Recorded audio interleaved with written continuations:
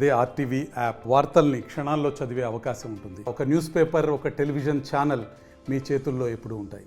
గత 4 నెలల నుంచి జరుగుతున్న ఈ పరిపాలనలో, కూటమి ప్రభుత్వంలో ముఖ్యమంత్రి గారు చంద్రబాబు నాయుడు గారి పరిపాలనలో పేదవారు నిర్మూలన అని చెప్పారు, కానీ పేదవారిని మరింత పేదరికంలోకి తీసుకువెళ్ళే యోచనలో, ప్రయత్నంలో సంపూర్ణంగా సఫలమయ్యారు.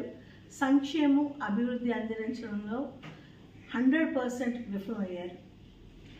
ఈరోజు నిత్యావసర వస్తువులు చూస్తుంటే చాలా భయం వేస్తుంది.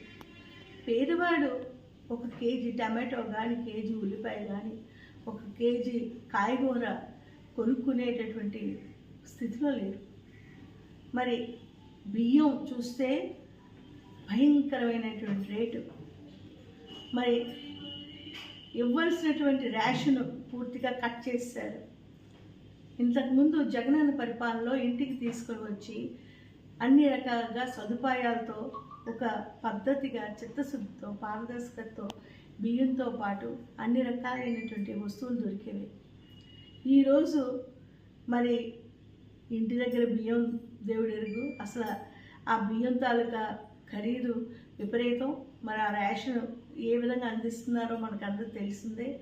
మరి ఆ బియ్యంతో పాటు ఇవ్వాల్సినటువంటి వస్తువులు ఎన్నింటిని కూడా మరి ఇవ్వడం మానివేస్తారు. ఈరోజు పేదవాళ్ళు చాలా కష్టాల్లో ఉన్నారు. గత 4 నెలల నుంచి కూడా ఏం చేయాలో తెలియలేని పరిస్థితి. ప్రభుత్వం ద్వారా అందేటటువంటి సహాయం లేదు, ప్రభుత్వం ద్వారా పొందేటటువంటి నిధులు మంజూరు లేదు, ప్రభుత్వం ద్వారా అందే సంక్షేమం లేదు. పిల్లలు చదువుకోవాలంటే ఈరోజు దసరా సెలవుల్లో పిల్లల్ని తీసుకురాలేని పరిస్థితి. ఎక్కడ కూడా కాలేజీల్లో సంపూర్ణ ఫీజు రియంబర్స్మెంట్ అంతా ఏది, ఇంతవరకు ఏ బకాయి కూడా కట్టలేదు, డబ్బులు కట్టలేదు ప్రభుత్వం. విద్యా దీవెన లేదు, పిల్లలకి సంపూర్ణ ఫీజు రియంబర్స్మెంట్ లేదు. పిల్లల్ని తీసుకురావాలని తల్లిదండ్రులు కాలేజీకి వెళ్తే మీ ఫీజు కట్టిన అయినా పిల్లల్ని పంపిస్తామనేటువంటి దుస్థితికి ఈరోజు వచ్చింది. మరి ఫీజు రియంబర్స్మెంట్ లేదు, ఆడబిడ్డలకి ఇవ్వాల్సిన ఆర్థిక భరోసాలు లేవు. రైతు అయితే ఈరోజు చాలా చాలా బాధల్లో, కష్టాల్లో ఉన్నారు. ఖరీఫ్ సీజన్ పూర్తి అయిపోయింది. ఎరువుల పరిస్థితి దీనాతి దీనం. అసలు ఇంతకుముందు రైతు భరోసా కేంద్రాలు జగనన్న ఏర్పరిచి ఈ క్రాపింగ్ చేసిన తర్వాత ధాన్యం గింజ, అంటే విత్తనం గింజ దగ్గర నుంచి కూడా ధాన్యం లాస్ట్ గింజ విక్రమైనంత వరకు కూడా ప్రభుత్వం రైతుతో ఉంటుంది. రైతు భరోసాయే ప్రభుత్వ ధ్యేయం. రైతుకు అందించవలసిన సంక్షేమే ప్రభుత్వ తాలూకు లక్ష్యం. రైతుని రాజును చేయాలనేదే ప్రభుత్వంతో కర్తవ్యాన్ని జగనన్న చేసి చూపించారు. భారతదేశంలో ఎక్కడా లేని విధంగా రైతు భరోసా కేంద్రాలు 15,000 పైన రైతు భరోసా కేంద్రాలు రాష్ట్రంలో ఏర్పరిచి రైతులకు అండగా, దన్నుగా, తోడుగా, నీడగా నిల్చొని కష్టాలు పడే రైతు, ప్రకృతి తాండవాల మధ్యన, ప్రకృతి విలయాల మధ్యన రైతు ఎన్నో కష్టాలు పడతారు. రైతుకు ప్రతి నిమిషం కూడా తోడు ఉండాలి అని ప్రభుత్వ మద్దతు ధర కానీ, ప్రభుత్వ గిట్టుబాటు ధర కానీ అన్నీ కూడా రైతుకు అనుగుణంగా తీసుకుని వెళ్ళేవారు. మరి గిరిజన రైతులకు వచ్చినటువంటి సబ్సిడీలు కానీ, గిరిజన రైతులకు అందించవలసిన సహాయాలు కానీ ప్రతిదీ జగనన్న ముందడుగులో ఉంటే ఈ కూటమి ప్రభుత్వం, ముఖ్యమంత్రిగా చంద్రబాబు నాయుడు గారు పూర్తిగా విఫలమయ్యారు.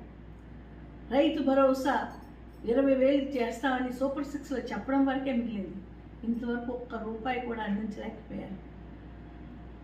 రైతుకు సంబంధించిన వస్తువులు ఒక్కటి కూడా అందించలేకపోయారు.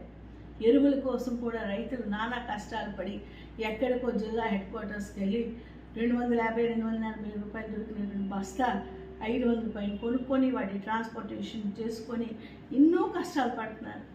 అయినా ఒక స్పందన లేదు.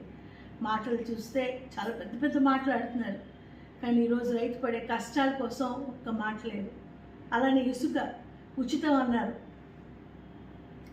ఉచితం కరెక్టే.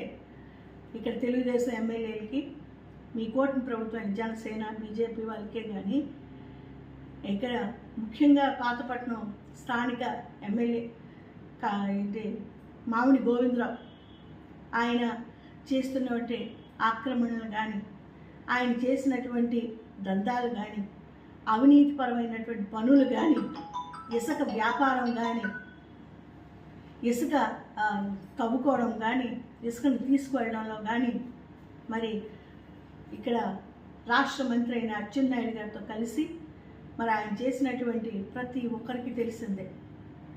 అక్కడ రాష్ట్రంలో కింజరాపు రామ్మోహన్ నాయుడు, ఇక్కడ దేశంలో కింజరాపు రామ్మోహన్ నాయుడు, ఇక్కడ రాష్ట్రంలో కింజరాపు అచ్చెన్నాయుడు, మరి ఇక్కడ స్థానిక ఎమ్మెల్యే మామిడి గోవిందరావు, వీళ్ళందరూ కూడా కేవలం అవినీతికి ఒక చిహ్నం.